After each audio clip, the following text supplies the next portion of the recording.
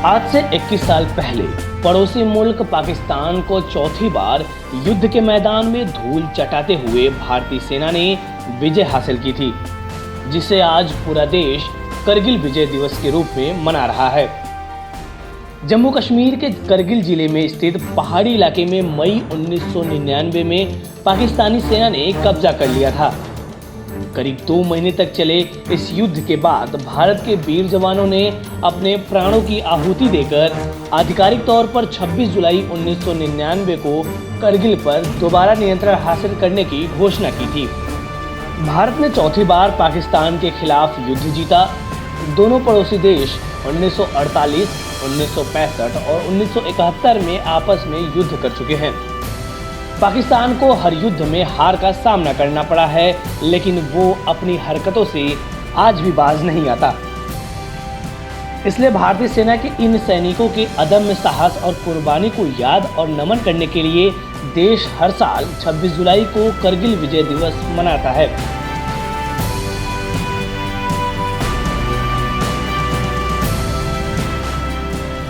माना जाता है कि पाकिस्तान के तत्कालीन सेना प्रमुख जनरल परवेज मुशर्रफ ने तत्कालीन प्रधानमंत्री नवाज शरीफ को बिना बताए करगिल पर कब्जे की योजना को अंजाम दिलवाया था।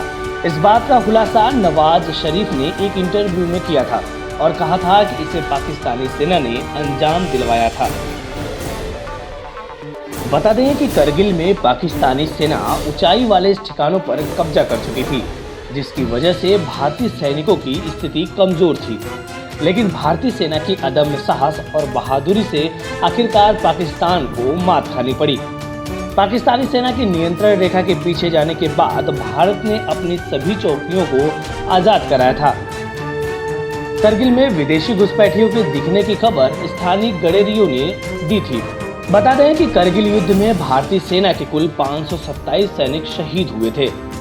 इस लड़ाई में पाकिस्तान के करीब 3000 सैनिक मारे गए थे, मगर पाकिस्तान मानता है कि उसके करीब 357 सैनिक ही मारे गए थे।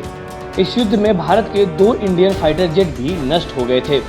करगिल युद्ध में वीरता दिखाने के लिए grenadier Yogendra Singh Yadav, lieutenant Manoj Kumar Pandey, captain Vikram Batra, rifleman Sanjay Kumar को परमवीर चक्र दिया गया था। करगिल युद्ध में वीरता दिखाने के लिए भारतीय सैनिकों के 8 जवानों और अफसरों को महावीर चक्र और 51 जवानों को वीर चक्र दिए गए थे।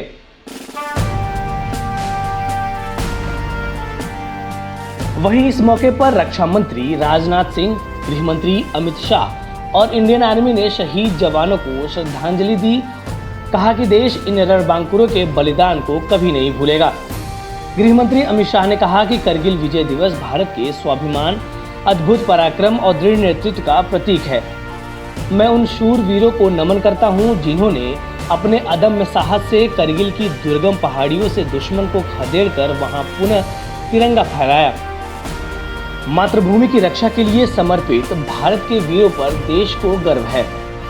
वहीं इस मौके पर रक्षा मंत्री राजनाथ सिंह ने करगिल के जवानों को श्रद्धांजलि देते हुए कहा कि करगिल विजय दिवस सचमुच में भारत की अद्भुत सैन्य सेवा परंपरा, अदम्य साहस और बलिदान का उत्सव है।